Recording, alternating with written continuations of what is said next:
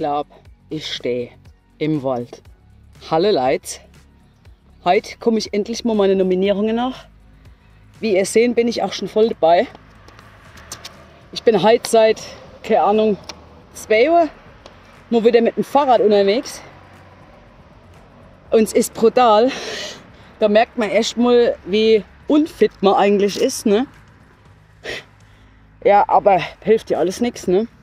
Habe ich Lust drauf, deswegen habe ich gedacht, komm, packst Pferdchen mal aus dem Stall und ab geht er.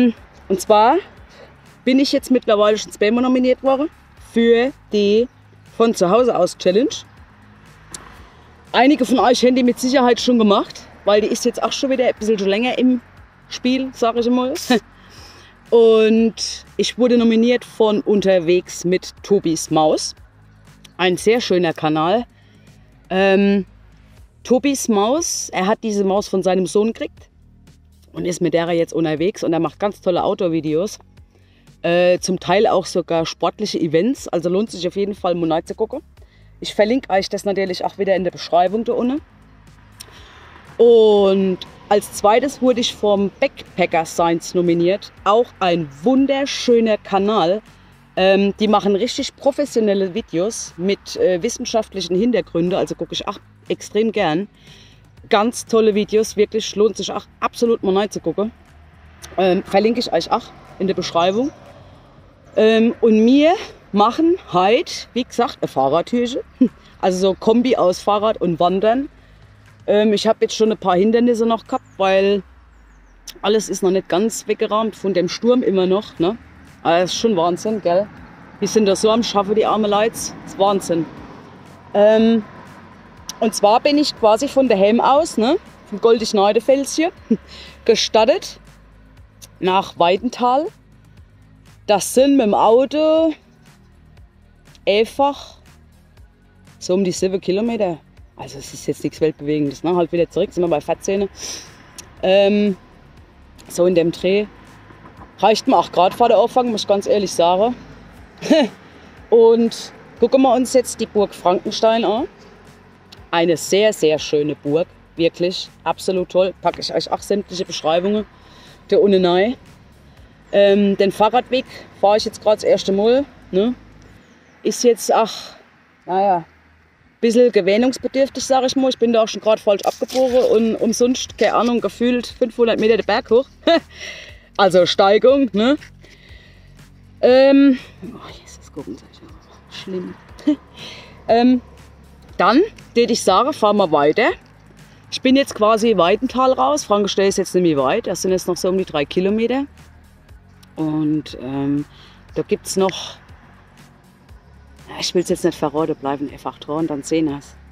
Aber wenn alles gut geht, dann wird es richtig, richtig interessant. Alle, dann viel Spaß, Freunde.